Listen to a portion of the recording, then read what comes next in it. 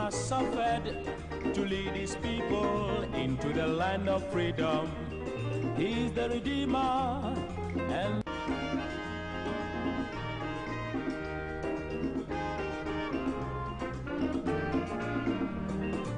he has labored, he has suffered to lead his people into the land of freedom. He is the Redeemer and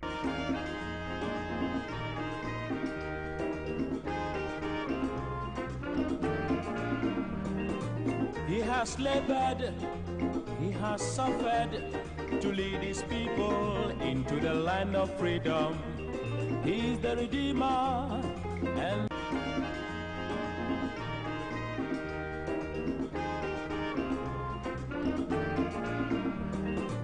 he has labored, he has suffered to lead his people.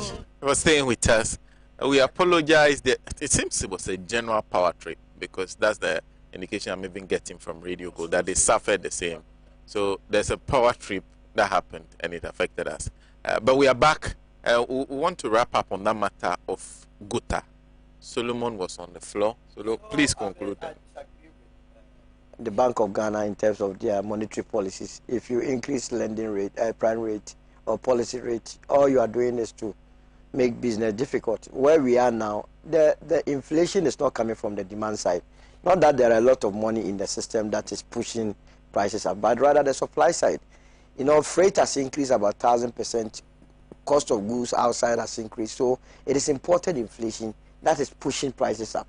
Already crude is also up.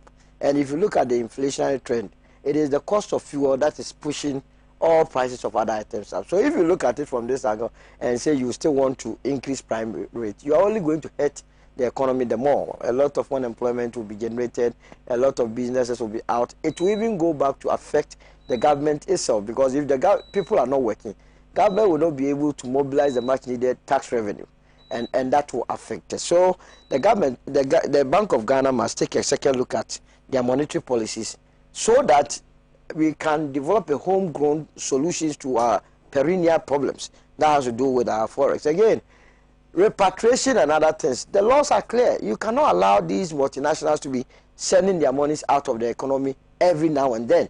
I mean, GUTA, how much volumes of trade does GUTA do? Go and check it. It's negligible. The problem with our currency is that the economy, the major parts of the economy belongs to the foreigners. Yes, shipping all the monies out. Look, the Chinese, now they don't even send the monies through the usual banking channel. They have come to the ports on the author of their doing the construction at the port. Their people come from outside with ships, and then they give them the dollars and they go away with it. Everywhere, loopholes. They go to the airport. Last time they say I arrested someone with $500,000. People every day they are going with the monies. We can't stop them. We know them, Ghanaians, and yet we turn around and blame government. People that have been put there to make sure that this country is not shortchanged. They look aloof, unconcerned, for people to do this thing to us, and then when things degenerate, the same people will come and test that things are not going right. So let us look at this country as our own. If you all decide to do what is right, I don't think there will be any problem for us. Now, to end the discussion, let me go back to my brother when he says the NDC will not sit down for the Electoral Commission to rig. Anytime I hear this story, it saddens my heart. He is in Parliament by reason of the fact that the Electoral Commission declared him as a winner. And then this MPP would be a very stupid party if we knew how to rig and did not rig to make sure that a very vociferous voice like Honorable A.B.A. Fuseini was allowed to go back to Parliament. As we speak, the same Electoral Commission allowed them to have a hung Parliament. That one, they are not complaining about it. So let us all trust the institutions. The institution that made sure that you had 137 members of Parliament elected into Parliament, you cannot say it's a very bogus institution. They have not done anything untoward. They have supervised elections in this country where the NDC won and have supervised him for the MPP. If the Ghanaian wants to entrust the destiny of this country into your care, it does not matter the kind of anger you put into it. The Ghanaian will still go ahead and vote for the MPP come 2024, and there will be no problem to that. Thank you.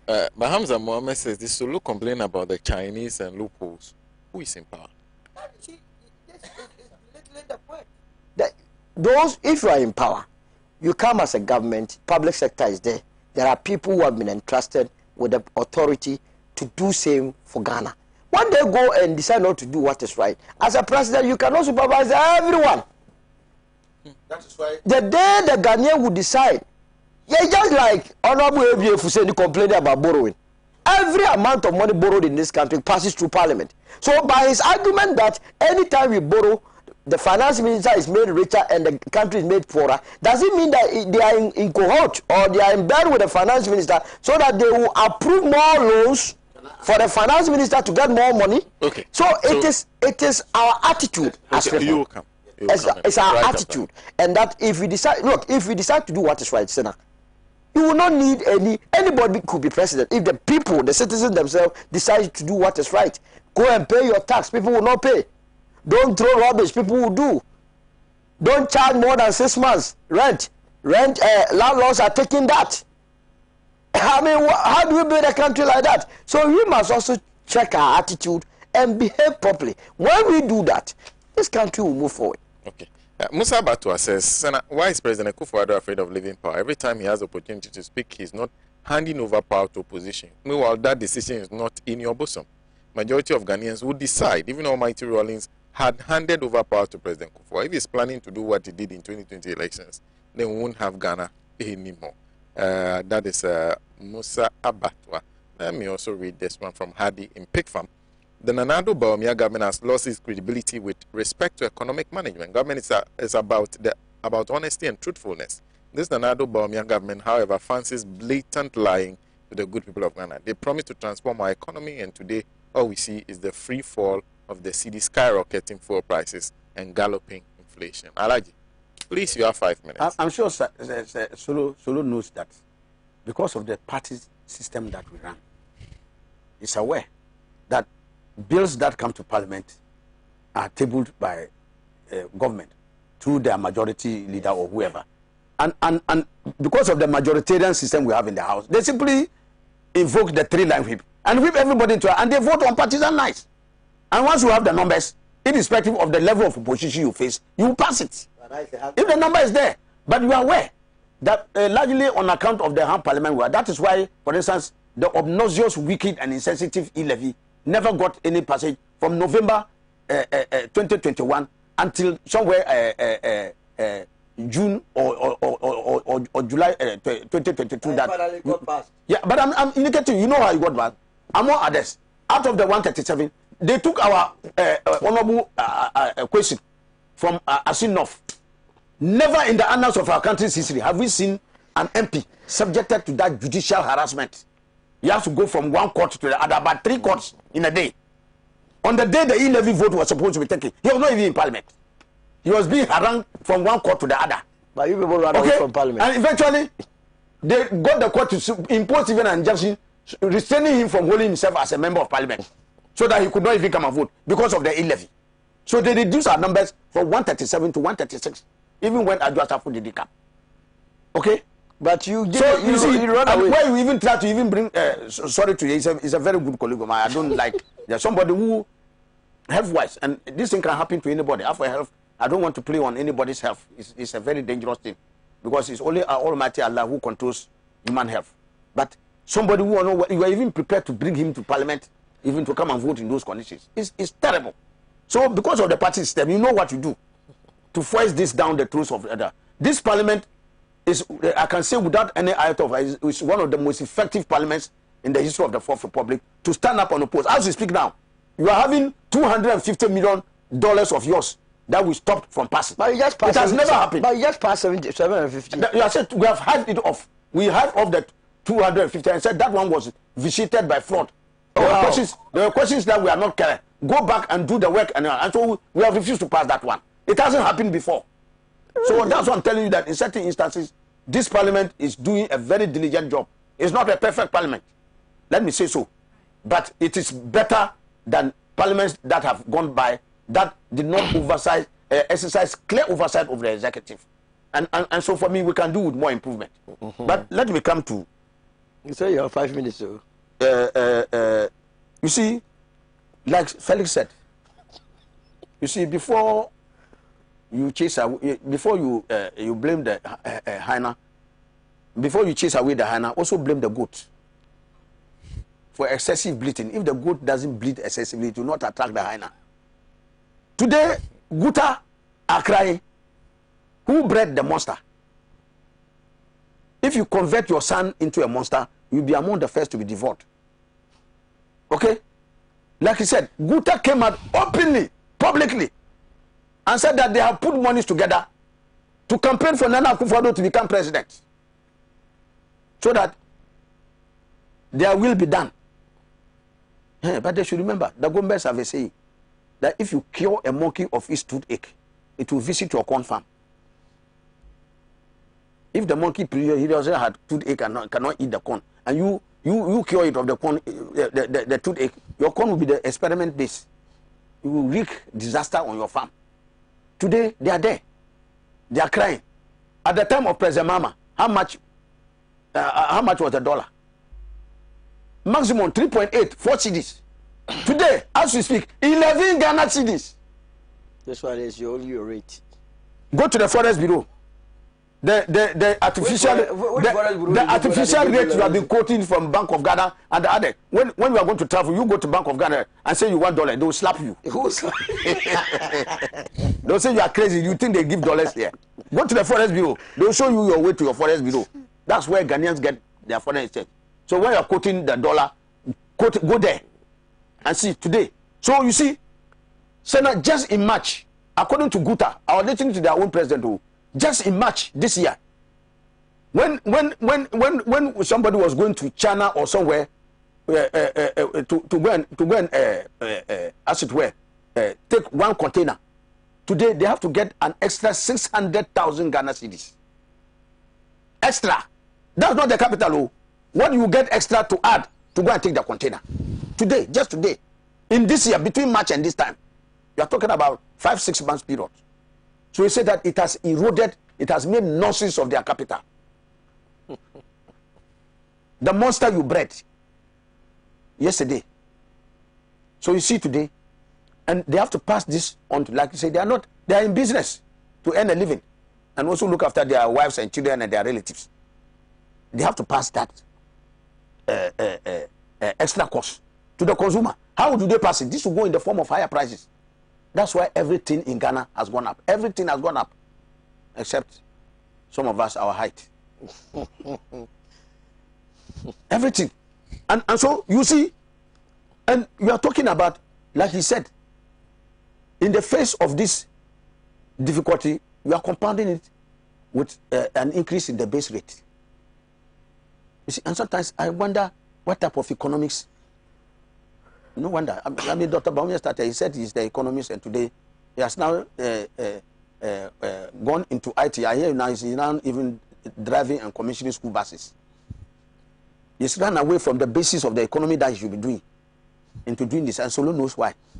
You see, look at the diagnosis they have made of the economy.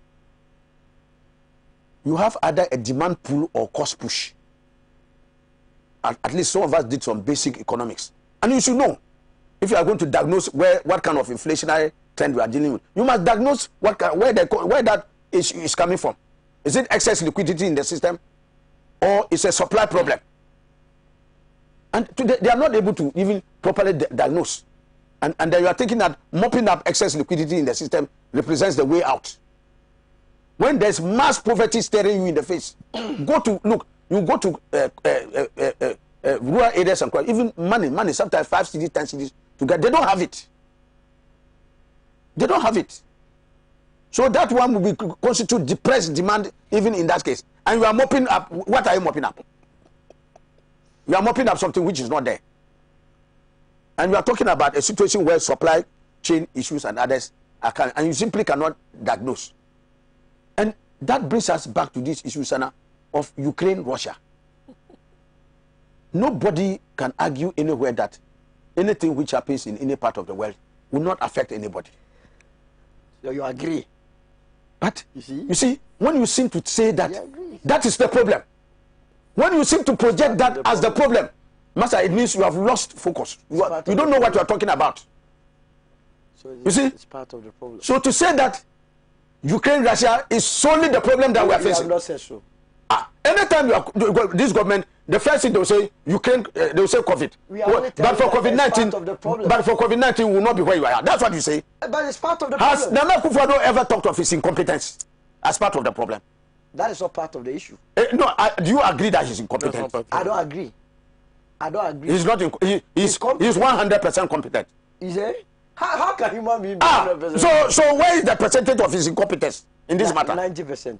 So he's 10%. Has he ever talked about the 10% incompetence? He has told you about it. That what? That part of the thing is his incompetence. Has he said that? That's why we reduce expenditure, discretionary expenditure. Which expenditure? The money was not there. You don't reduce. The thing was not there. Not that you reduce it. Where was the money? Alhaji. You don't have the money. Alhaji, so I'm just indicating you. No, look. No, I have to. Yes, so I'm just running out. In Ukraine, where the bombs are landed, what is their inflation rate? In Ukraine, where the bombs themselves are landed, what is their inflation rate? What is their cost of living? What is the prices of goods and services in Ukraine? That is where the real fighting is. The bomb is landing. When you have an economy that has been, $40 billion has been injected. You haven't caught the madman. You are talking of shaving him. Look at our neighboring countries. Burkina Faso. Burkina Faso is closer to Ukraine than Ghana. Ally. So ally. But they are in terrible shape. I am telling you that Burkina Faso is 10 times better than Ghana. Hey! Look, what is that? They are operating a single-digit inflation. Jesus Christ! They are operating a single-digit inflation. 2. Burkina Faso is better than Ghana? I'm telling you far more. Let me tell you why. I'm just giving you the indices. The inflation figure is far, numerically far superior than Ghana. 2. Fuel prices. Ghana is a net exporter of oil. What is the total consumption of wait, my brother, wait. How much today, Ghanaians are going to Burkina Faso. About 90% of them are using Ghanaians are smuggling petrol. How much do they buy? Ghanaians are smuggling petrol. How much fuel do they buy there? So listen. This is pure propaganda. You should let me land.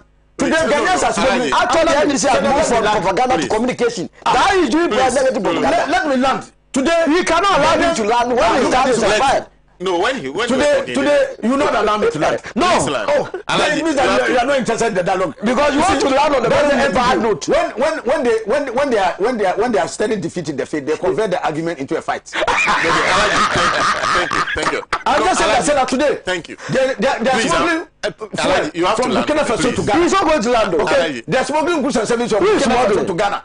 In fact, everything in Burkina Faso is cheaper than it is in Ghana. Thank you. Thank you, Alhaji.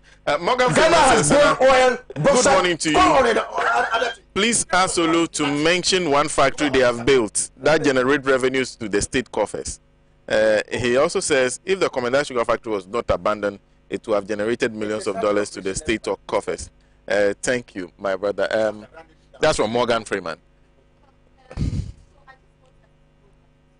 The statement that GUTA itself made, and in making the statements, GUTA, gave us some suggestions that they believe would help, get us out of the situation that we are in. So essentially, GUTA speaks about the financial, cleanup, which is very debatable. We don't have time for that. And at the end of the day, we all wonder, as observers, and as participants of the state, the essence of that whole exercise, and if at the end of the day, the Ghanaian is better off for it. It's a very important debate that we all need to, get into. This whole financial sector cleanup. Are we the better for it, or are we worse for it? It's a conversation that we need to have. Now, GUTA also speaks about this compulsory maritime insurance policy, and it says to government that it needs to be withdrawn, immediately. Right away, for all of it. And I'm rushing through this because we don't have time. And also the importation of second-hand clothing. Of course, the issue goes on and on. Made in Ghana, buy made in Ghana, and all the wonderful things you can do for our economy. So I'll leave you there. These are conversations that we need to have. Let me come straight to everything that has been said here. So, yes, it is government's responsibility. It is government's responsibility to get us out of this quagmire. Sure. The point is that as individuals, participants of the state, as people who live in this country, we all have our personal idiosyncrasies and our basic instincts that governments need to temper with. My friend went to Rwanda last week, and I was asking him, Because those of us who haven't been to Rwanda, we've heard of all the wonderful things that are happening. So I said, what's your impression of Rwanda? And he said to me, Ama, it feels as if Big Brother is watching all the time. And he wonders if the day Big Brother is not watching, will the system remain the way it is? That shows that conscious efforts has gone into governance, directing the people where to go. The argument has been over and over and over again that Ghanaians travel elsewhere. We travel and then suddenly we are disciplined, we obey traffic regulations, we pay our taxes, we act right. We are model citizens when we are out of this, geographical location. And it's only because of governance, a system. So at the end of the day, the buck stops with the government. This whole thing of I'm not resuming, I can't take it, and Solomon trying to, no, government, do the needful, do what you have to do right by us. The citizens will follow. It's what it is. Now, yes, GUTA is coming from a place of goodwill for this government. I mean, the point has been, I don't have to belabor that point. GUTA is that organization that came and said, we are actually going to put our money where our mouth is in terms of our support for the MPP government. So GUTA is coming from a place of goodwill for this government. If I were the MPP government, I'd be very worried for people to have actually put their money into your campaign and for them to now be so dissatisfied that they intend to go on strike. That should tell you something. If the rest of us that are complaining are being branded as all MPP, as NDC, sympathizers and people who have no goodwill for the party, that's okay. But then listen to GUTA. GUTA obviously has goodwill for you. GUTA gave you money for your campaign. So that for me should be an indication to the MPP government of its failure and how dissatisfied Ghanaians are, in this system, in this governance, in this particular MPP administration. That for me is very instructive that the MPP needs to pay attention to. Now, it also for me goes to this heart of election promises and how they are never fulfilled. And particularly the MPP's promises and how they have not been fulfilled. Now, it takes a lot for an organization that needs to be neutral to come out and say we support this party. And then think about the extra commitment it took to come out and gather money and give to you. It means that some conversations might have been had in the past, I dare say were had in the past, that told them that if this government comes, wins power and becomes my government, we are going to be so well off. Now, it's based on those promises that these people took their money and came to support. So basically, what it means is that lies, deceit, all through, even to people who gave you money. Even to people who actually gave you money. So I honestly think that this conversation of making promises with no intention of fulfilling those promises, then not fulfilling the promises, and then not even having the conscience to admit your failure and then to work towards it, it's very troubling for me. Now, I appreciate the fact that GUTA went into negotiations with Council of State and not with government. I think that's what has done the trick for this time. Now, like it or not, the Council of State is supposed to be a neutral arbiter. So, kudos to them. Whatever, in a way, whatever conversations they might have had with GUTA, when you're looking at it from the point of government, is working. For the rest of us, it's not working because we want them to go on strike. I'm not happy. No. I'm not happy that GUTA has decided to call off, this strike because all of us are suffering. All of us are suffering. And government needs to hear it from themselves. Who better to make the point than the person who gave government money? So I'm not happy that it's been called off. Of course, when you are speaking from government, you are happy that it's been called off. It means that the Council of State has done good negotiations. Perhaps government needs to go back to the Council of State and ask them how the tactics they use for that negotiation and learn. Because government has failed woefully in all of its negotiations with, all bodies from when it came into governance till now. Total failure. So just so they pick a few things from Council of State and how they negotiated. Now, I want to say that it is this lack of integrity that has brought us here. Total lack of belief in this government. That is what has brought us here, where everybody is on strike right now. Because if even GUTA is on strike, it means that they just do not believe. Listen, we say this today, tomorrow, oops, sorry, we are taking another stance. We will not go to IMF with one mouth. Then tomorrow we are going to IMF. Digitization is the way to go. Next 11 we are taxing Momo. We say this today, tomorrow we say something else. In the space of 3 months, governments can, you know, literally change principle and change position. It's shocking. And for me, that is what has brought all of us in Ghana to this position where, if we are not careful, if all of these organizations strike, we are going to grind governance to a halt, literally. Because we don't have time, I'll make a quick point and come back. For me, I applaud GUTA for being able to eat back its words, to do the honorable thing when they realize that they are wrong. You know, you give your support to somebody, you give your money to somebody, you realize that, no, things are not going well. Some people might keep quiet. GUTA did not keep quiet. They've come out, they want to demonstrate. I applaud them for that. But I'm not applauding all the way because they've halted the demonstration. I just hope that it's not going to be a case of public gentility home cry, right? Where you call off the strike and then nothing, because nothing really is happening. The prices of goods, as we know it, every Ghanaian will tell you, it's ridiculous. That's just what it's a fact. We can't buy, you know. They can't buy, they can't sell, we can't buy. It's just ridiculousness all through. So I hope, for the sake of GUTA and for the sake of all of us as Ghanaians, that they are not doing public gentility by calling off the strike. Only for all of us to do home cry moving forward. Now, there's a point that has been made here that I need to speak to. I can't let it go. This thing about Kennedy Japan. And for me, it goes to the heart of a very important thing in this country, which is corruption. Now, I shuddered. I was shocked. I'm trying to find wonderful words to describe how I felt when I was strolling through Insta when I heard Kennedy Japan say that, and it had to do with this selling of our forests, you know, saga. When Kennedy Japan said, "Oh, now when I'm moving, wait till you see my will." I people crying because of this small whale. Wait till you see my whale. And I've heard him on Kafui Days, GBC's, you know, morning show, saying that he is corrupt. That he is a corrupt, you know, politician. Just that when he gets the nod, when he gets the chance, he'll make sure that everybody chops. His type of corruption will not be the type of corruption where only a few chop, but everybody. Listen, I want Ghanaians to stop playing with our destiny. You go on social media, people are applauding him. Oh, he's the most honest politician. Oh, this man is so, that's why I love him. He's so honest. Let's try him. The man is telling you that I am corrupt. And you're saying that what? You're applauding his honesty.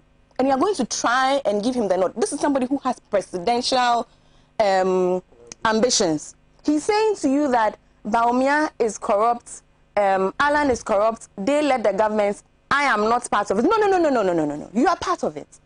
You are absolutely an integral part of it. Let nobody within the MPP come anywhere and tell anybody that he was not part of anything. You were part of it. A strong defense. You are part of it. Listen, you see, Openia or Sniffy, right? Yes, sir. Yes, I won't dispute what that. Please let those who took us to I don't know who I bastardized the economy have rendered the lives of Ghanaians in shambles. Cannot be the same people who take us out. What do anything? Please let him. The point I want to make is that Kennedy Japan's ambition for presidency, first of all, should never, in any way, shape, or form, be encouraged by Ghanaians. I am shocked that we are here today. The same person who called for people to be beaten. He said Ghana should attack Airways. Let's not forget, this same person, Ghana should attack Airways. This man is violent, not indirectly, directly violent on national TV. He says, Monchino Mombono. Listen, the Americans sat down in America, joking like that, laughing about Trump's antics. Oh, he's so childish. Oh, he's so funny. Laughing. And Trump became president of America. Like joke. We are suffering under Nana Addo Dankwa Akufo-Addo. Now imagine Kennedy Japan. Imagine. Let's not joke with some of these things. I am very uncomfortable when you know, I appreciate that as Ghanaians, we like to laugh and we like to play with everything. It's sort of our coping mechanism. It's how we cope with situations. It's how we sort of get over things. We joke and we move along, and it's fine. Social media, somebody will go and say the most ridiculous things. We will laugh and laugh and laugh. But let's not laugh ourselves out of our destiny as Ghanaians. At some point, we need to draw the line. And we need to draw the line on having leaders who are capable, leaders who have some level of decorum, integrity, and can lead us out of this ridiculousness that we are in. Please, dear Lord, Kine Japan, no. Thank you. Thank you, Ama. Just one message. This is Nana Kofi in East Legon, who says, I'm very happy that today Solomon is being asked to name the 125 factories he's always talking about. Please ask him about the 600 senior high schools that were promised. Has the government also been able to solve the land issues that is preventing the Agenda 111 program from taking off? Are all the 111 sites affected by land litigation? Well, we are done for today. In fact, we are way past our time. We are getting close to 12:30. And we want to thank every radio station that has been tuning us to this point. A big thank you to all of you. We are back same time next week with another edition of the show. Let me say a happy birthday to host of our Growth Drive on Radio Gold, Patrick Okwafrifa, Wafake, who celebrates his birthday today, and also happy birthday to Cool J. There's something happening in Asantiman that, for someone who works with Radio Gold, it's sort of deja vu for me. But unfortunately, we don't have time for that. We'll find time. To have a discussion on it, because media freedom is very, very important to the democratic tenets of this country. Well, I was joined on the show today by Alhaji A.B.A. Fuseini. Always wonderful to see him. And I hope I get to see him more. Yes. And of course, Solomon Owusu is a member of the MP's communication team. Yes. And of course, it's always fantastic to have Maame Ama Pratt, who is channel manager here at Pan African TV. Lovely listening to you always. And of course, Phyllis was here earlier. Phyllis Kwachofosu. He had to leave to be part of some other engagements. Well, my name is Sena. Nombo, thank you very much for making time. We are back same time next week. The show was live, and of course, from the studios of Pan African Television on all our social media platforms. Always grateful to you for sending in your comments. And of course, it was live on Radio Gold. We are done. He has labored, he has suffered to lead his people into the land of freedom. He is the Redeemer and